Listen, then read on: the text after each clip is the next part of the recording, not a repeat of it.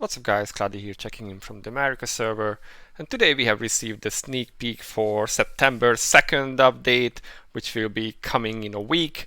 And remember, this is the big update for September as it brings the remaining parts of chapter 10 with the story of Theo and his gang, and also Isolet, the new hero, who also received a bit of a sneak peek or like a behind the scenes post from Vespa, and that will be the second part of this video. Yeah, lots of twos in there. So yeah, let's get to it. Let's see what we are getting next week and how things are looking right now. So yeah, they do say that we have new hero Isolet and Theo's group, and curious because they mentioned that the new hero is called Hope of Grey Isolet. If you do not recall, the Grey connects to the Republic of Grey, which is Jane's kingdom, or was Jane's kingdom. I did not know that actually Isolet is from there. So that's a curious info. I haven't heard that from her before. Maybe it just slipped me. Okay, so as we already knew, or maybe most of you already knew, she's a wizard and she's a physical wizard. So interesting. And we are receiving new story stages for chapter 10, and this will be Theo's path. And with that, we will be receiving the two new bosses, Gremory and Lucikiel. Some people I know are really happy to see Lucikiel again and are waiting for him to be released as a character too. For their sake, I hope that happens sometime this year. Now, of course, we are getting new costumes, and it seems that's why it's starting early with the Halloween stuff, because this will be the first batch of 2020 Halloween costumes, and you can see Reina featured here, but we also have Lavriel, and we, according to the post, we will be getting Dimel, Reina, Lavriel, Krishan, Naraxis, Kirze, Hanus, and Kane.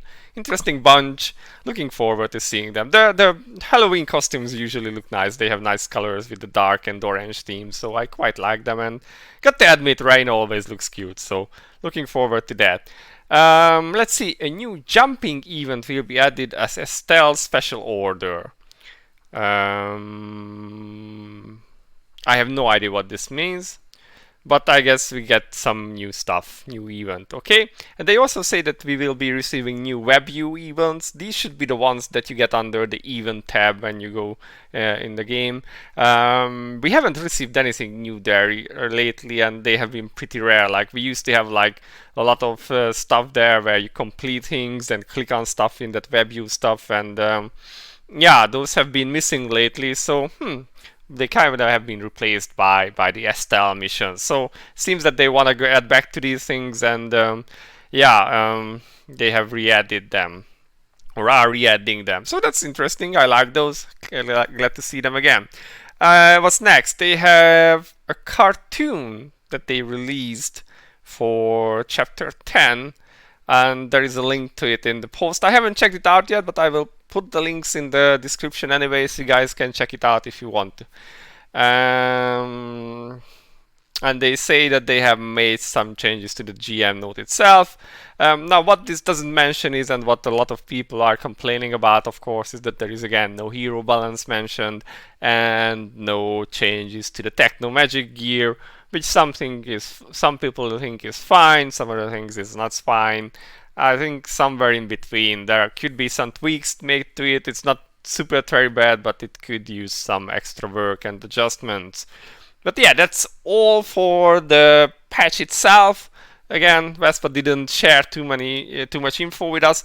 However, we do have Isolet. So let's check what we know about Isolet. We have already known that she works for Pandora as their executioner, but she also has like a kind heart supposedly, and she's like torn between two paths that she should choose from. Okay. And she will be an important part in the Empire and Pandora, which are of course important elements in the story. I'm quite looking forward to that. Let's see, her design keywords were witch, cold, dark, and detached, and these were the initial concept arts for her. I quite like this white one actually.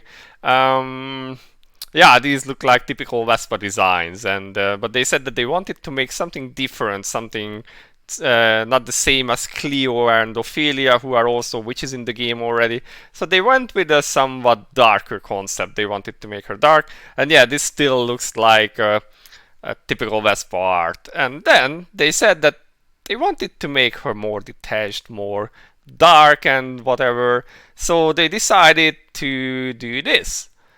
And I have to say, guys, I'm quite blown away because this is so unlike Vespa. We cannot see her panties. Like, seriously, there is a female character where you do not see her panties. I'm totally shocked that Vespa actually grew so much after 3 years that we can have a character who is not having her skirt cut out in the front just so people can see. I know some people will be really angry about that, but I'm just so happy that I can have a character that will look like a properly dressed character. Yeah, so, yeah, pretty nice. And I like the dark colors. I know my good friend Mittens will call me an edgelord for that, but I really do like the colors themselves. So, and her unique weapon is quite interesting. Also, she has like dark hair, blue eyes. That's like absolutely gorgeous, I think. And her art is really nice. So yeah, this is seemingly the final completed artwork for her. I quite like it. I think art-wise, Vespa is really good, and I quite like what they have done with Isolet so far. Let's see, 3D modeling. Yeah, she looks really nice, and these are her looks and also her weapon.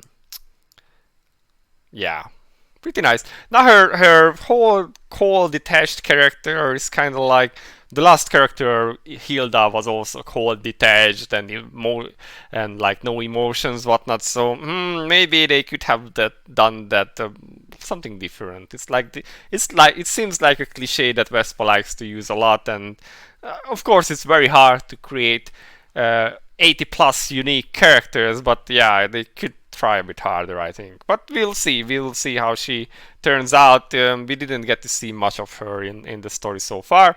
Then we can see her, I guess, her animation in when you awaken her or transcend her. So from this it seems that she uses a lot of elemental magic, and they do say that here that her 3 elements are fire, ice, and wind, and the barrier. So this is what they wanted to do. Her skill 1 is like a 4-sided barrier, her skill 2 is a 5-sided, and her skill 3 is like an 8-sided barrier. And interestingly, you can see the different elements there.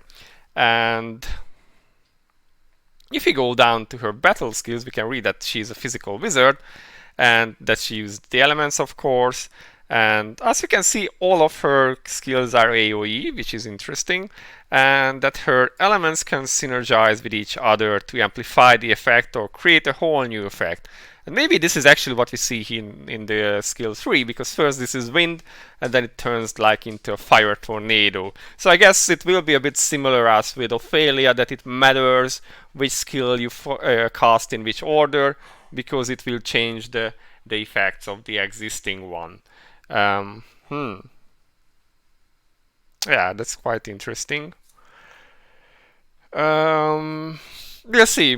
That might make her really good on auto, and it might make her really bad. At least she's all AoE, which could be good for like some of the new raids. And I guess one of the reasons for her creation is that Vespa wanted to create a new physical wizard, because physical teams have been lacking in that regard, and now that we need one of each class, it has been a bit harder, I guess, to put together physical teams for the new raids, at least in terms of wizard, because of course they have some very nice other characters, other classes. Now, this last line, however, is something that really bothers me, and it makes me worry. So, Isolet's skills are unaffected by cooldown reduction, and there is a clear compensatory upside for this.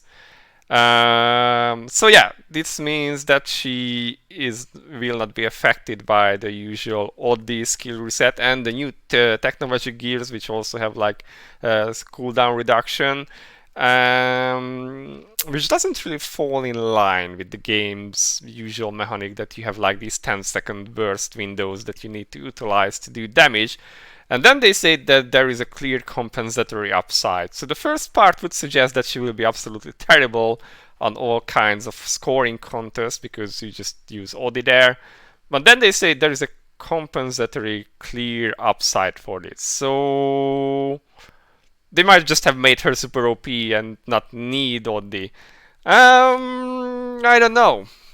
I don't know, guys. That to me that doesn't sound too good, because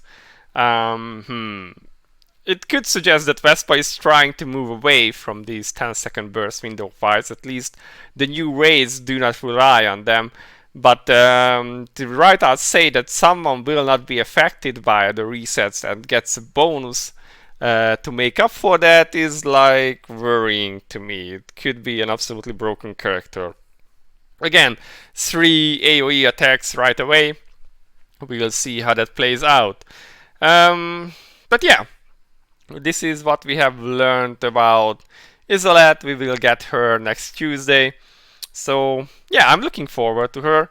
I really like her art, and we will see how useful she gets, and if she's just like a PvP hero or like an AoE hero or something the like. So yeah, couple more days, guys. Let me know if you are looking forward to her as well. And then I guess I'll see you in the next one. Until then, bye bye.